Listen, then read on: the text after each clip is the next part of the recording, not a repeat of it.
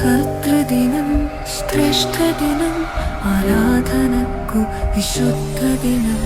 Hallelujah ഗാനം ചൊല്ലി ഹൃദയങ്ങൾ വാഴ്ത്തിടാം.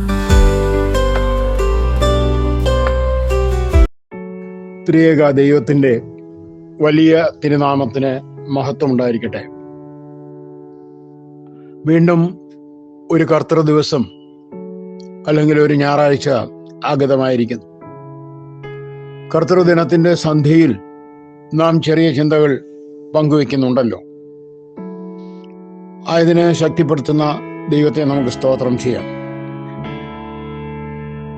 ഒരു കടൽ തീരത്ത് എന്നും ശാന്തമായി വന്നിരുന്ന് മണിക്കൂറുകളോളം ധ്യാനിക്കുന്ന ഒരു മനുഷ്യനെ അവിടെ കടന്നു വരുന്ന പലരും ശ്രദ്ധിച്ചുവെങ്കിലും ഒരാൾ മാത്രം ചെന്ന് അദ്ദേഹത്തോട് ഒരിക്കൽ ചോദിച്ചു, അങ്ങ് എന്തിനാണ് ഇവിടെ ഇരിക്കുന്നത്? അദ്ദേഹം പറഞ്ഞു, ഞാൻ ഈ കടലിലേക്ക് ഒരു കല്ല് എറിയാൻ വേണ്ടി എന്നും വരുന്നതാണ്. എന്തിനാണ് അങ്ങ് ഇപ്രകാരം കല്ലെറിയുന്നത്? അദ്ദേഹം പറഞ്ഞു, എനിക്ക് ഈ ദുരിതം വന്നല്ലോ എന്നൊരു സങ്കടം എനിക്കുണ്ട്. അത് ഒരു കല്ലായി കണ്ടുകൊണ്ട് ഞാൻ അതിനെ സമുദ്രത്തിലേക്ക് എറിഞ്ഞു കളയുകയാണ്. ഒരുപാട് മനോവിഷമങ്ങൾ ഉണ്ടായിരുന്ന ആ മനുഷ്യൻ തൻ്റെ മനോവിഷമങ്ങളെ ദൈനംദിനം ഒരു കല്ലിന്റെ രൂപത്തിൽ കടലിലേക്ക് എറിഞ്ഞു കളഞ്ഞ് ആശ്വസിക്കുന്ന ഒരു ചിത്രം. പ്രതിരൂപാത്മകമായ ഈ പ്രവൃത്തിയിൽ ഒരു ജീവിത പാഠം അന്തർഭവിച്ചിട്ടുണ്ട്. അതിശക്തമായ ഒരു ജീവിത തത്വശാസ്ത്രം.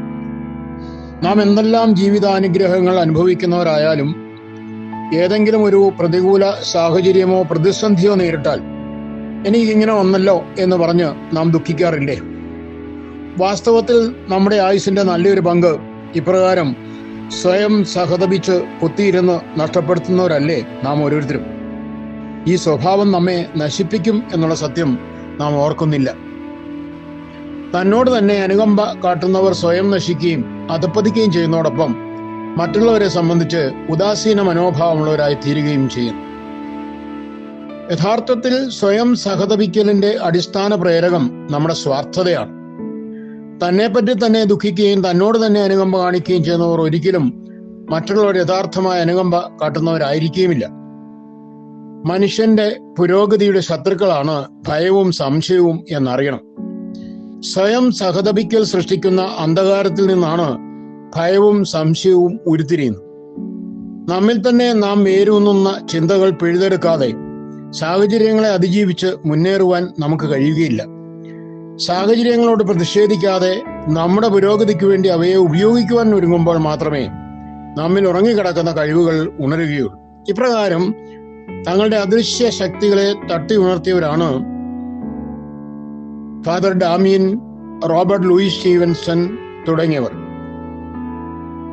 തങ്ങളെപ്പറ്റി ദുഃഖിച്ചിരിക്കാതെ മറ്റുള്ളവരുടെ നന്മയിലേക്ക് മുഖം തിരിച്ച ഒരുപാട് ശ്രേഷ്ഠ വ്യക്തികളെ നമുക്ക് കാണുവാനായിട്ട് കഴിയും.